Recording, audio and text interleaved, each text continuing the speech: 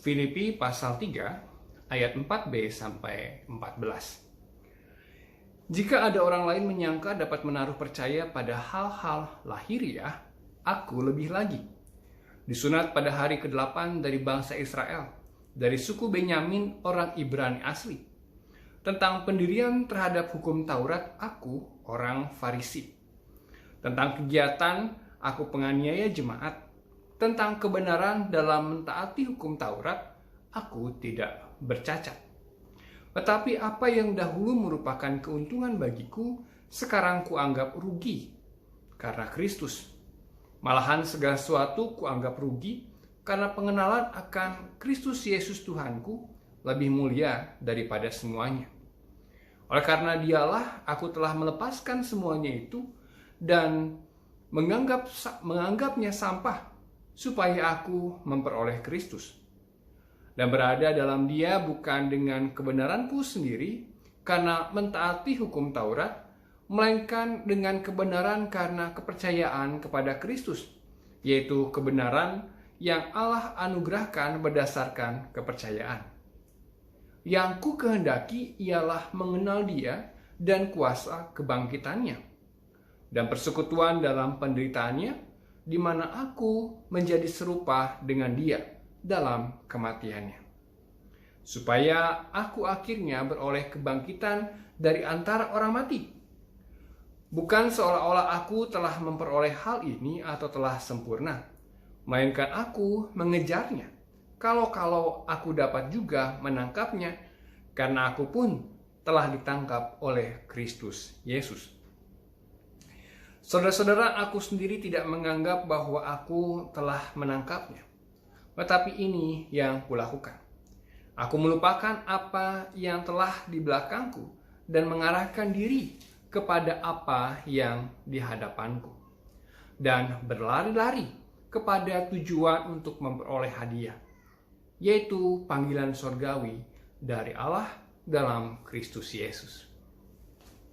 Saudara, kita masuk dalam renungan KRT minggu ini dengan judul renungan berlari-larilah kepada tujuan. Mari kita baca bersama. Surat Filipi mengingatkan kita kepada nama kota yang pertama kali dikunjungi Rasul Paulus dalam perjalanan misinya di Eropa. Kepergiannya ke sana berdasarkan penglihatan yang dialami Paulus seperti diceritakan dalam Kisah Rasul 16 ayat 9. Paulus dibantu oleh Silas dan Timotius menyeberang ke sana dan sampai di Filipi. Di sanalah lahirnya kekristenan pertama kali di Eropa. Diawali dengan dibaptisnya seorang perempuan penjual kain bernama Lydia bersama keluarganya, dan menyusul kepala penjara bersama keluarganya. Warga jemaat Filipi adalah orang-orang bukan orang Yahudi dan juga orang Yahudi yang menjadi Kristen.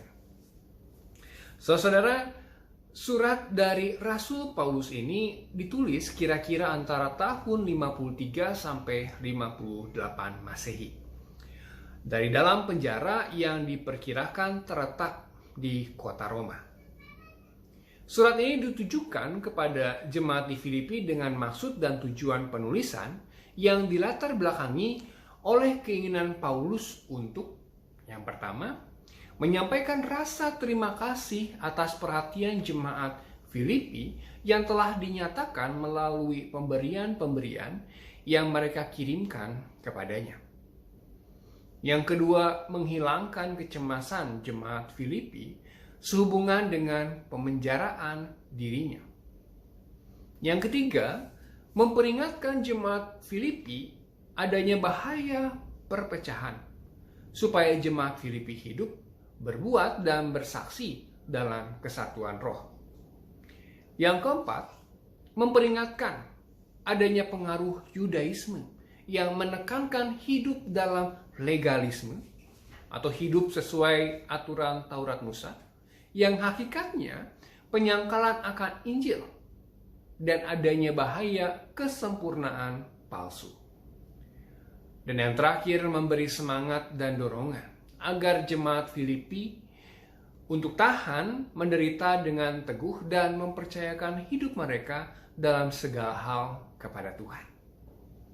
Saudara-saudara yang Tuhan Yesus kasihi, seringkali kehidupan keagamaan sepanjang zaman cenderung ditandai dengan semangat yang sangat kuat mengutamakan peraturan hidup beragama dengan berbagai aturan hukum agama.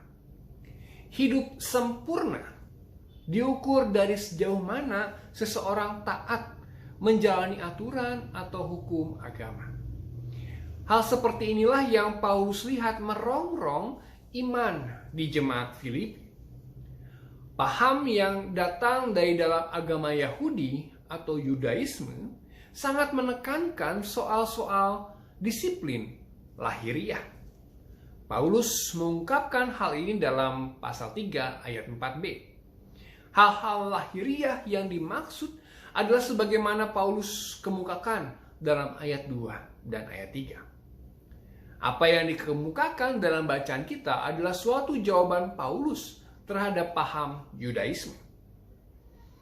Bukan dengan maksud menyombongkan diri, Paulus menyampaikan bagaimana ia pernah menjalani kehidupan, tetapi sekarang ia hidup beribadah dalam roh.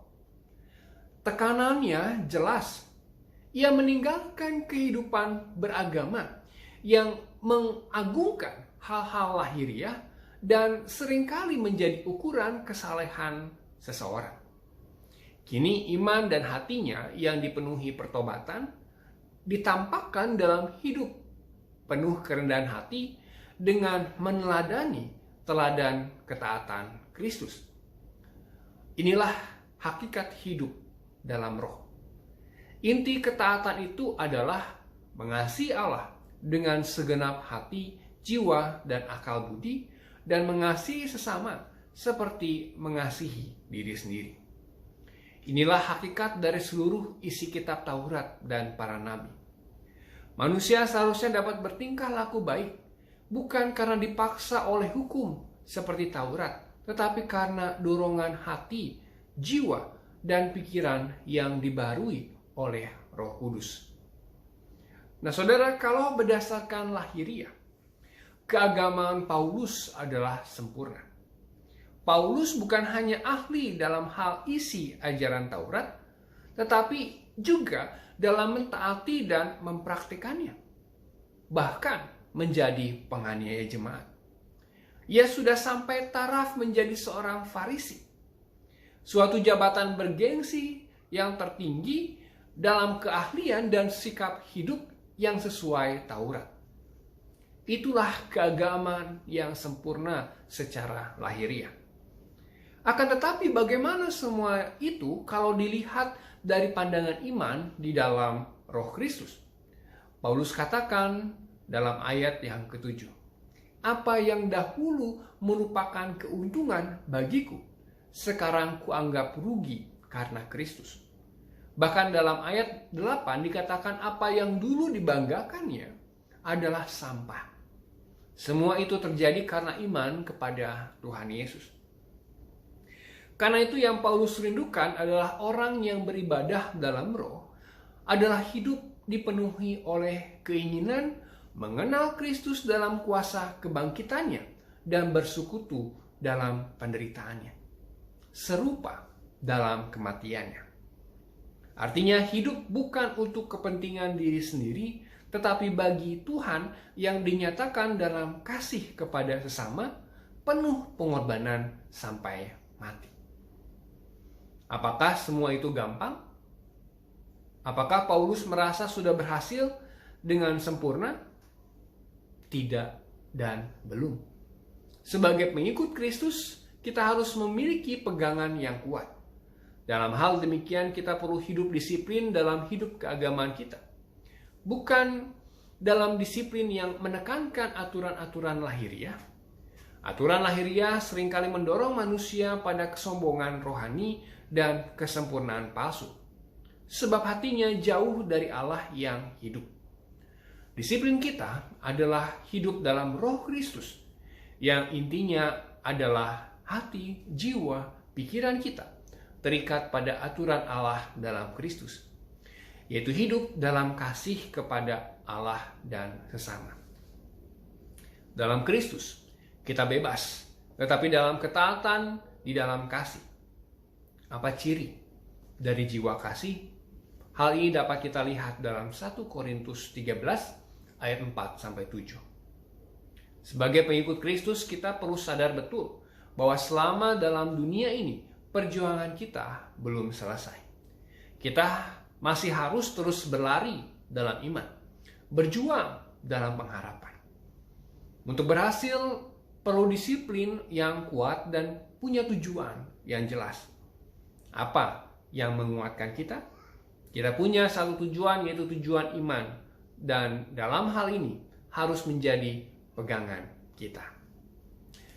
Saudara yang Tuhan kasihi, dalam bacaan kita saat ini melalui renungan KRT kita saat ini, kita diingatkan kembali, memang sejarah kehidupan beragama seringkali dipenuhi dengan aturan dan tuntutan untuk sempurna, untuk menjadi lebih baik sebagai pengikut agama, tapi seringkali standarnya adalah bagaimana seseorang menerapkan, mentaati hukum-hukum keagamaan. Seorang teman saya dari Muslim pernah mengatakan demikian. Tantangan orang dalam beragama, secara khusus ketika dia mengikuti sholat Jumat, adalah bagaimana setelah dia pulang dari sholat Jumat, dia merasa lebih baik dari orang yang tidak pergi sholat Jumat. Nah, saudara, perkataan itu, tulisan itu mengingatkan saya juga bahwa seringkali sebagai orang Kristen, ketika kita pergi ke gereja, kita pergi beribadah, maka tantangan sesungguhnya adalah jangan sampai saya, saudara, kita yang pergi ke gereja merasa lebih baik, merasa lebih benar dari mereka, dari saudara-saudara kita yang tidak pergi ke gereja. Kesombongan rohani seringkali menjadi tantangan terbesar orang dalam hidup beragama.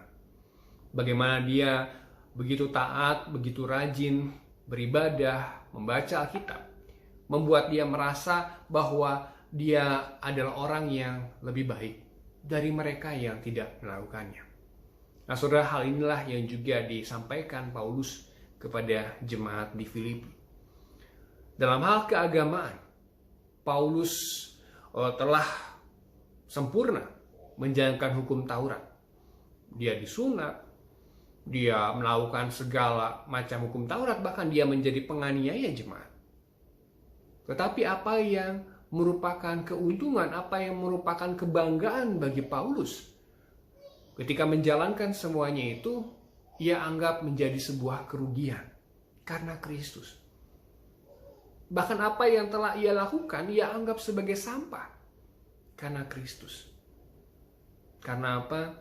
Karena menjadi pengikut Kristus menekankan bukan bagaimana kita menjalankan hukum-hukum Taurat, tapi bagaimana kita menunjukkan kasih kepada Allah dan kepada sesama.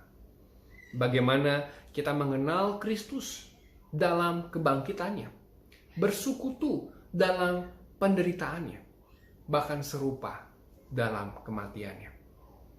Itulah tujuan yang hendak Paulus capai dalam hidupnya. Sehingga ia mengatakan ia berlari pada tujuan itu. Dia mengejar apa yang menjadi tujuannya. Demikian pula dengan kita. Apa yang kita hendak capai dalam hidup ini bukan bagaimana kita menyempurnakan hukum-hukum Taurat, bukan bagaimana kita menyelesaikan membaca Alkitab dari kitab Kejadian sampai Wahyu dan kita merasa sudah lebih baik dari mereka yang belum membaca Alkitab. Tapi bagaimana kita bisa menunjukkan hidup meneladani Yesus serupa dalam kuasa kebangkitannya, bersekutu dalam penderitaan, dan serupa dalam kematiannya. Nah, saudara yang Tuhan kasihi, oleh karena itu Paulus mengajak kita sekalian untuk juga memiliki tujuan yang sama. Bagaimana dalam hidup ini, dalam menunjukkan siapa kita sebagai pengikut Kristus, kita tidak berpusat pada hal-hal lahiriah, tetapi sungguh memusatkan pada cara hidup kita yang meneladani Yesus.